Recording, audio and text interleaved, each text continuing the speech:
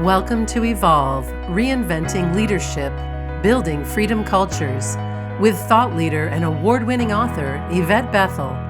This podcast provides you with insights and ideas you can use to reinvent your culture through trust and the principles of interconnectivity, flow, and balance. At a time when the world is rewriting the rules of work, traditional leadership practices are not enough. It's time to perceive persistent challenges through a new lens. It's time to evolve.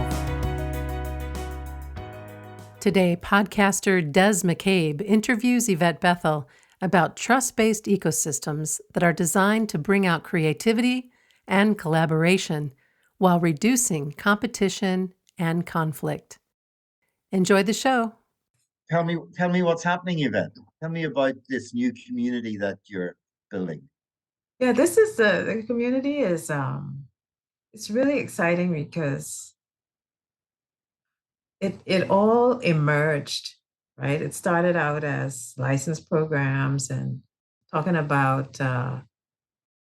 learning and impact. It started out as an impact community. In fact, we created an entire website just for the community to be there. And one thing we found in the first iteration of it is that we needed something to bring people together. And because people joined, but the end wasn't what it needed to be. And so we kind of shut down the first pilot of the community. And we started a new one, which now focuses more on we focus more on impact instead of learning, because it was supposed to be learning and impact, and we changed it to impact and learning. And really, it's an ecosystem that we're creating where we have different hubs. So it's a hub system where people with different interest areas can come in and explore new ways of doing things, new ways of being, new kinds of ways of contributing to culture. Because the paradigm that we're a part of now, it's not healthy. You know, there's a lot of distrust, there's a lot of polarization. The conversations are more about, opinions and taking a stand and not listening.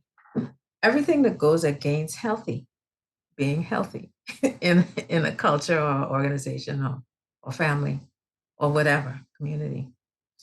So we started out and we, thought we'd do some incubation, but then it started to morph into something that resembled what we have now. And the whole point of it is to create something that's more like a shared economy where nobody has more or less than anybody else in terms of a vote, the power from that perspective. You may have more because you want more money or you want more of something, but your vote is the same. Your input is the same throughout the shared economy.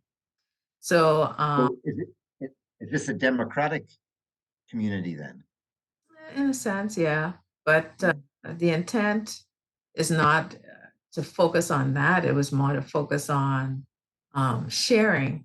It's almost like the Ubuntu kind of approach. Yeah. So it's not more, the focus isn't on, well, let's be democratic or capitalist or this or that. About, it was more about how do we share and how do we bring the best out of people, whatever that is. So that's the focus. And so, however the way that we do it or how we use the power, however that forms itself around that, it's open. Because some of it may be democratic, some may be consensus. Yeah. Maybe you got to do it this way, and we don't have time to talk about it. So, because it's emergency or whatever. Yeah. I don't think it should be one thing. Yeah. And that's coming outside of the box, because it has to be the intent was to create a community that's outside the box. So In the second version of it, it didn't play out because people wanted, they saw I think the uh, potential, and they wanted in on the ground floor, but it wasn't that kind of thing. This is more, altruistic and humanitarian and, about purpose. So, so that kind of, that was the end of the second iteration. And now a third iteration has emerged. I bet you didn't. Fabulous. Fabulous. I love it. I love it. I just love that development of a process that actually takes us in the right direction, step by step, as we learn. Yeah. And this time it's very different because the name of the network in its first iteration was the IFB network. Yes, I remember. Yeah.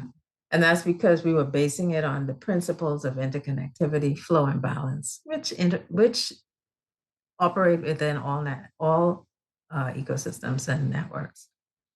Then we changed it to the paradigm. The second iteration was called the paradigm, and it was because we want to shift the paradigm, not be a part of the paradigm that exists, but create a new paradigm that doesn't play by the same rules. So all of that is now culminating into something else, because all of the learnings from each of the iterations. Now we don't have a name for it. Right now we're just calling it the community, but we're bringing the community together based on the principles of IFB and trust.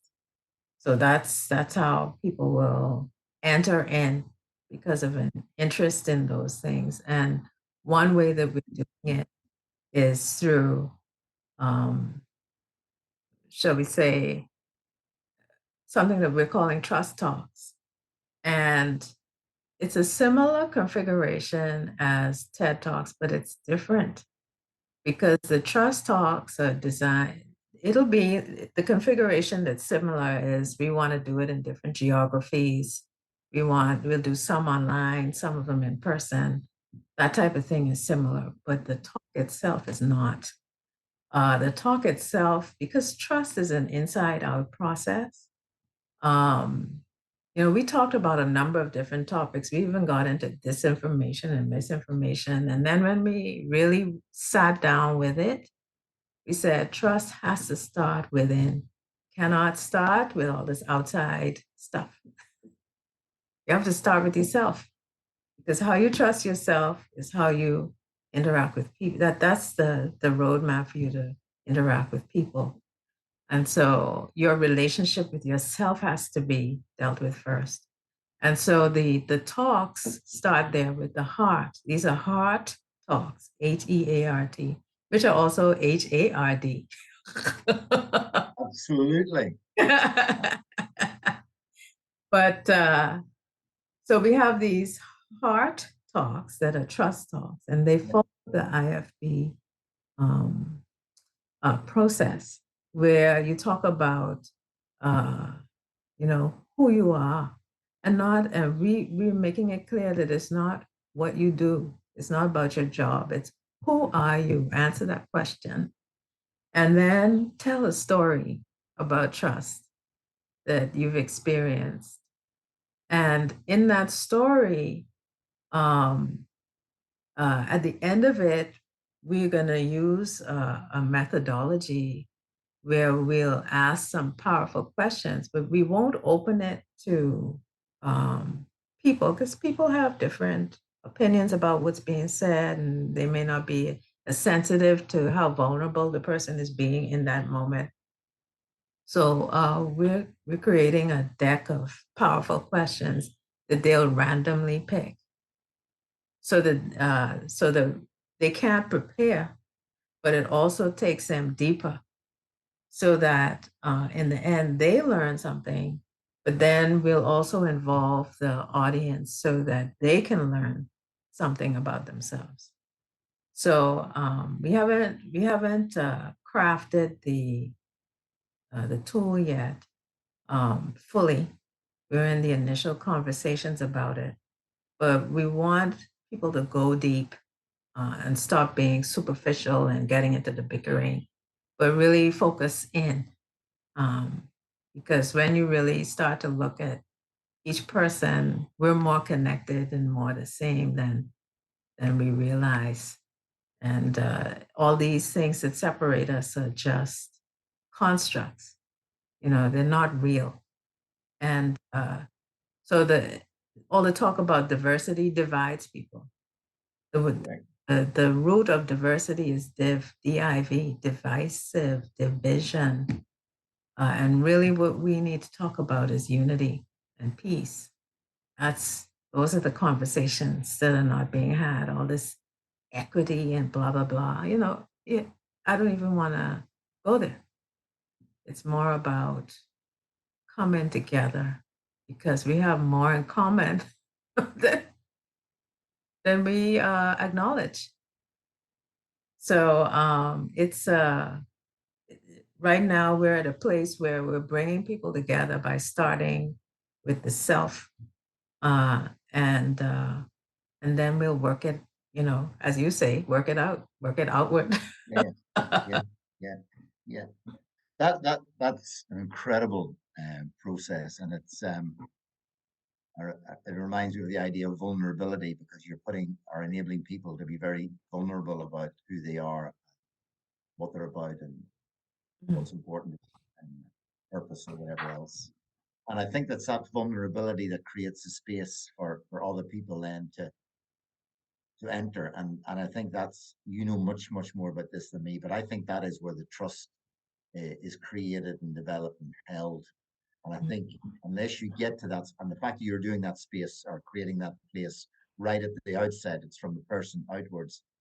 I think that makes good sense to me. I think that's good work. Yeah. And the story, the having a talk isn't enough. We want people to connect with themselves. So it's we want to make it different. Can I ask you a couple of construct questions to try and get my head around how this is shaping up? So your community is presumably individuals, and I assume that they come together in some way to meet, do they? And then how often is that? And then the second part of that question is, you mentioned hubs. So what is a hub, and Okay. and what? Yeah. All right. So the community has a structure, and we're starting with it's more circular, hierarchical. So at the center is a group of partners that do work in trust and culture, or consult or coach, whatever they do. But the unifying factor is they use the trust tools, and some use the IFB tools that were designed through me. Now, that's like the core group that gets together, and we're planning how this is going to roll out.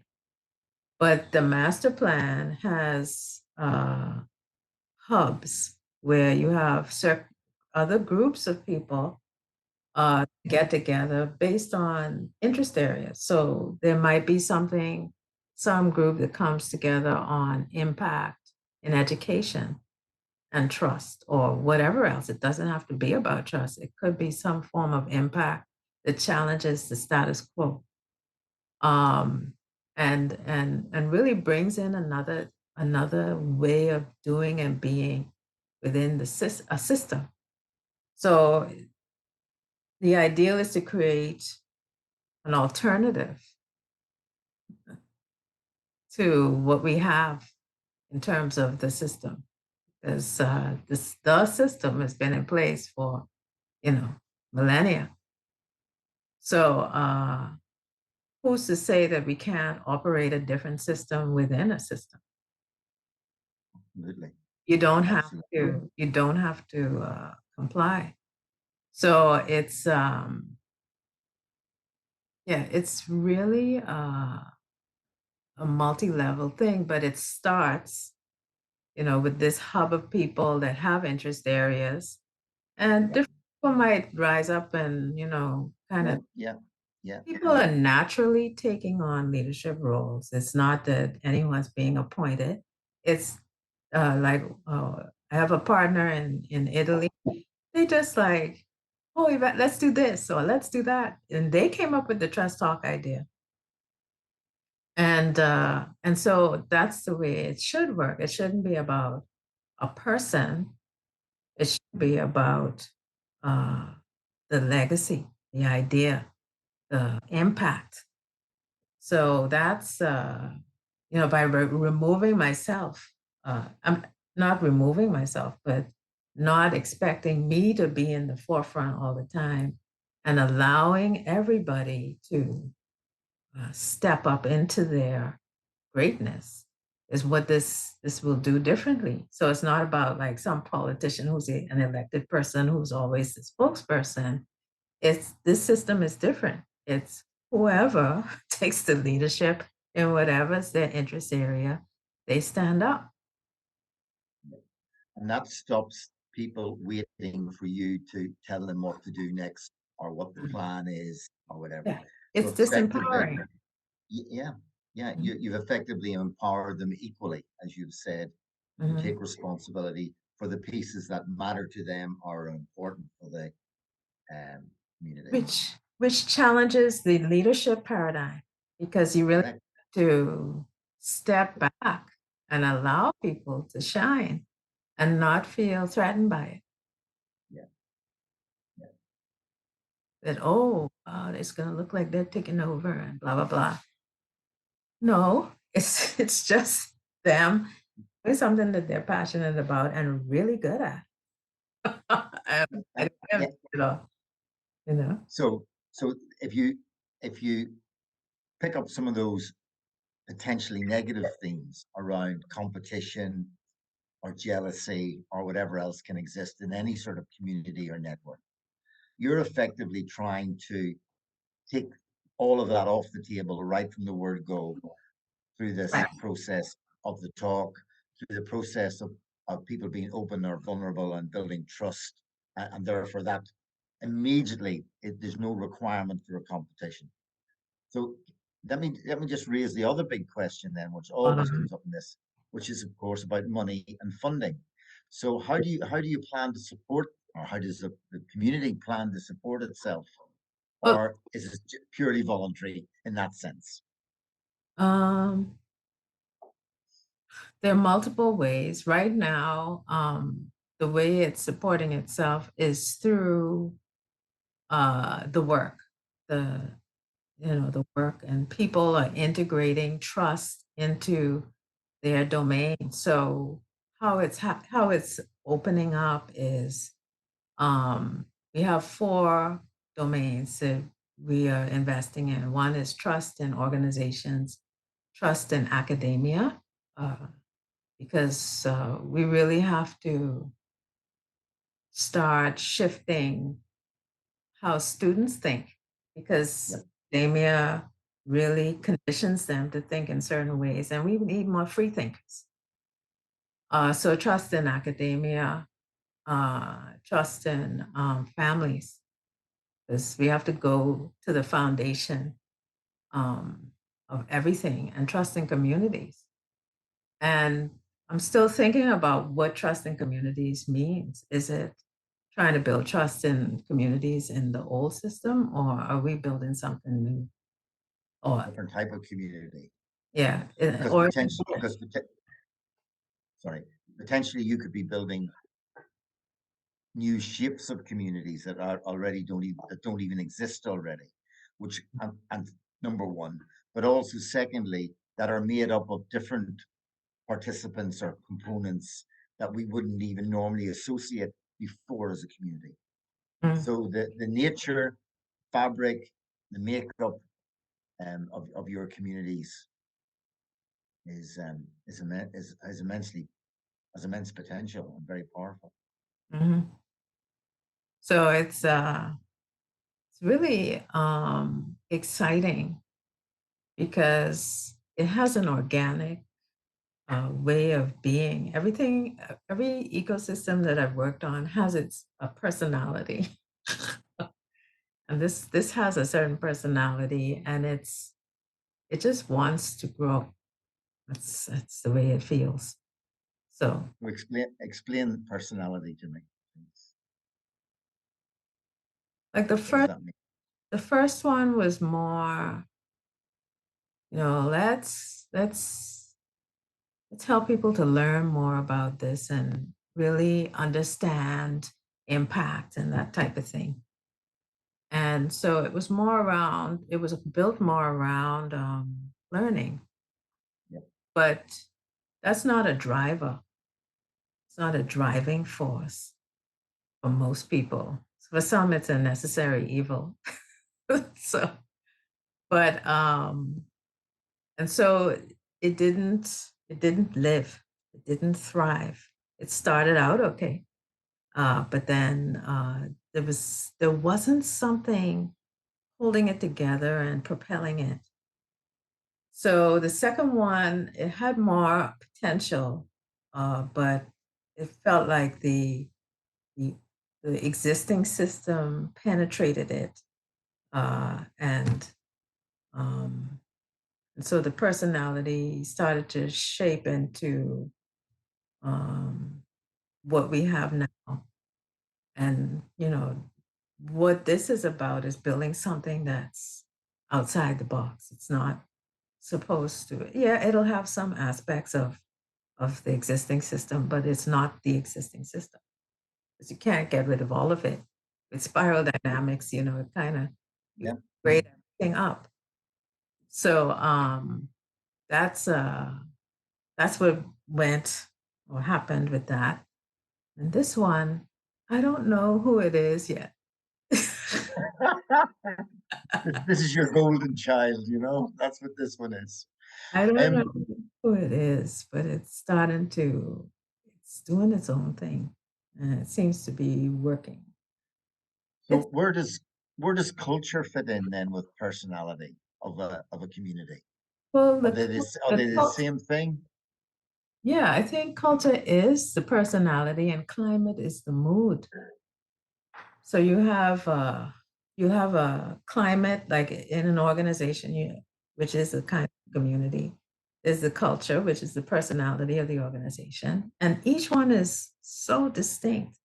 Although there may be some peculiarities that are similar to other companies, the way it manifests is so different because you have different people, and then you have the climate, which is the mood or the morale or attitudes.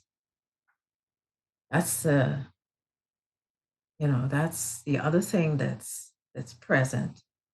And this time, the mood, the attitude, in this iteration, you can feel that it isn't like rah rah rah and we're pumped and hyped and that type of thing, but it's this thing that's growing and it's people are like waking up to, how do I do this? How do I, who? Because every time they say, well, I had a conversation with a partner yesterday, and they were like, I'm going to help you and I'm going to do this for you. I said, no, this isn't that.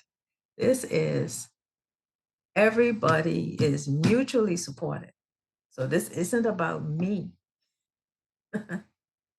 So when you have a conversation with a partner and he or she suggests an idea, then you and them discuss it. When do when does the idea then get shared with the rest of the group? So what I'm trying to get at here is in the Mm. initial development of the community or the ecosystem, are you, for want of a better word, managing and developing the relationships to pull through the ideas and develop the connections and then enabling them to share? Or as soon as someone comes up with an idea, are you throwing it into the mix? Um, there are two levels of it happening. Some of the ideas are specific to the person's business. and how they integrate my intellectual property in to create something hybridized. So we created something new by integrating each of our intellectual properties. That's one thing. The other thing that you're mentioning, like the trust talks, that's an idea that came out. We initially, we were going to run with summits, and then after consulting with a summit expert, they were like, summits are not doing well right now, blah, blah, blah. Things changed. It's not exactly a tool for most. Maybe some people are, but this person um, specializes in it. And so we went off the grid and then came back and we put together the framework for the trust talks. And we came to the community and said, this is what we're doing. We welcome your input. We want to get everybody involved because the way this will work is it's not a few people get involved. As many people that want to be involved can get involved, which is better. And we build a quality community. And this isn't about the biggest community. This is about a quality community that actually has an impact. So, yes, depending on what it is that they're interested in, because we're not forcing them to do something for the community up front. It's whatever they come to the table with. But they will end up impacting the community because, for example, if they create a course that's specific to something that someone else in the community needs, it'll be made available. Yeah, no, I think that's a phenomenal model.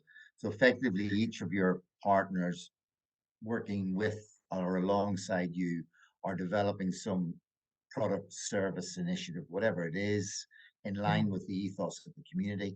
And therefore, that can then be shared with other community members for them to take it on board, deliver it.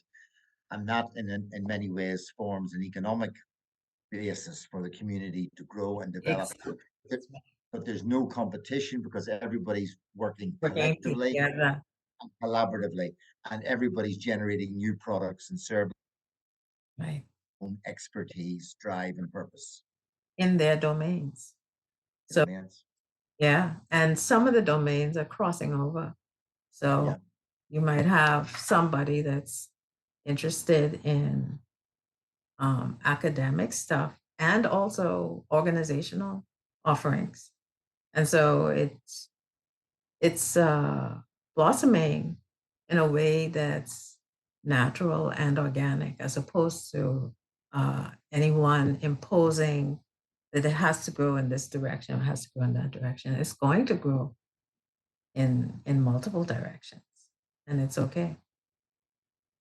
So can you have people, and maybe this is the outer circle that you haven't spoken about yet, but can you have people in the community who aren't trainers and coaches and mentors and facilitators and but who simply want to be part of this and learn from it and apply the values to what they do?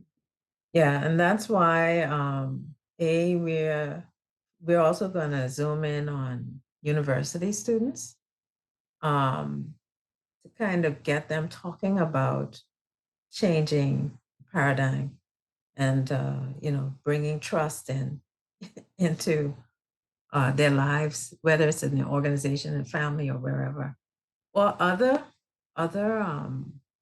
impactful kinds of values. And it doesn't have to be about values. It could be a project that they're very interested in and they want to collaborate on. It isn't limited to one thing. Trust is just the beginning of the conversation. It isn't, the intention is to expand it out. So impact happens in the paradigm shifting. And you can have as many hubs as you need to have for each particular sector or project or whatever. Yeah, you can have a hub system, and each hub will end up being a system where you can have a hub that, for instance, if it's education, you can have that system. It could be like a group that's interested in academia. And then you can split it up into tertiary, secondary, elementary, whatever, Yeah. special needs, whatever. So So the yeah, point is for it to grow in a direction that, kind of adheres to the principles of the whole ecosystem. It's literally an ecosystem, and the intention is to build an economy within it. yeah. So where do traditional businesses interact here? So can they interact with this, or Yeah. how does that happen, Yvette? Yeah, I mean, the businesses that exist within the ecosystem will do business with business Yes. inside the ecosystem, and they can be a part of the ecosystem once they work within our value system, which would be the non-competition and the shared economy. Once they buy into that, they can enter in and benefit from it. So there's no they don't have to be on the outside. It's not exclusive. It's just that it's different rules to play this game. Yeah, I'm Structure. 100% with. Yeah, but can you have then a commercial, privately owned business Mm, which exists to, I don't know, make money from coffee or whatever it happens to be, as mhm. part of this ecosystem, if the two have different sets of values? Because one's about making money largely, that's why it exists, and the other is not. The other one's more about developing and looking after relationships and each other and the environment or whatever. To me, I don't know that making money is necessarily a bad thing. It's just maybe an out of balance thing. Um, Yeah. and if they want to make money, that's fine, but it needs to be in balance with the other values. Um, But I wouldn't want to say that making money is, turn it into some kind of a pariah, uh, no, definitely not. because that's the system that we're in, and we can't judge everything. But if that's the only thing you're about, then you're not a fit for the value system within the ecosystem. But if you're willing to be balanced and do more for the community and find ways to treat your staff differently or whatever that is. If you commit to a change, then you can come in whether you make money or not. It doesn't have to be I don't see money as the issue. It's the values that are more important. I My brain's just gone back to your two terms that you used about the nature of organizations. You talked about the personality of an organization, and you talked about the climate within. And do you have specific tools for people to use to work out what an organization personality Mhm. is or what the climate is within it? I'm Yeah, just asking because I think those are priceless, because yeah. they give us a different framework for looking at what we're doing within organizations. There are tools and methodologies that I've created. The tools are more focused on trust because that's what I've spent time on so far. The methodologies are more around shifting an organization's understanding of itself. Because first you have to figure out who you are. Most organizations, they just start working because the owner, brought in 3, 4 people and they're hustling and they, they didn't spend a lot of time on figuring out the mission, the vision. No, If no, they did, it was, rudimentary and, things changed since then. And they just kept working. They're working, they're working, they're working. Everything is transactional. And, yes, and so they do that for so long, like you could do that for 10 years. And then one day wake up and say, who are we? You know, and I've seen that where, after multiple years, even a decade, they haven't figured it out, but they are operating and based on what the world defines success as, they're making money. But there's no soul. The people are suffering. There's no soul in the business. And while on the surface, everyone's surviving and coping, and they may be laughing and reasonable, apparent relationships, the soul is still missing. So, what are your hopes for this? Where as it grows and develops? What do you have a vision for it? Yeah. To be a healthy alternative as a system. Doesn't have to compete with another system or anything. But if people want to be a part of something, um, it won't be perfect. But certainly the aim is to hold it accountable to the values. Then something else would be available as opposed to being forced to be a part of one system. You know, it's just an option, to ride an option, a viable option that people find to be more healthy.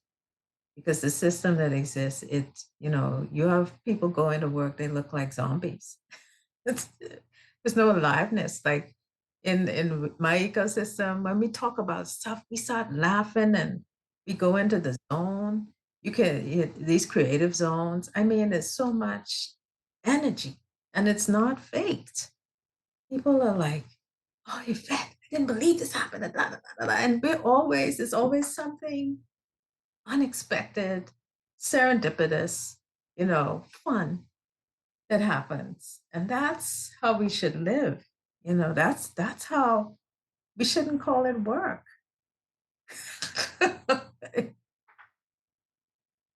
That's the experience of interacting at that level, and I think everyone should be able to experience that. They shouldn't be zoned out, stressed out, burnt out.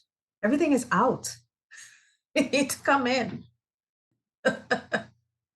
Yvette Bethel, thank you very much. Thank you for listening to Evolve, Reinventing Leadership, Building Freedom Cultures. Learn more about our proprietary trust, leadership, and culture courses and certifications at the IFB Academy. You can check them out at organizationalsoul.learnworlds.com.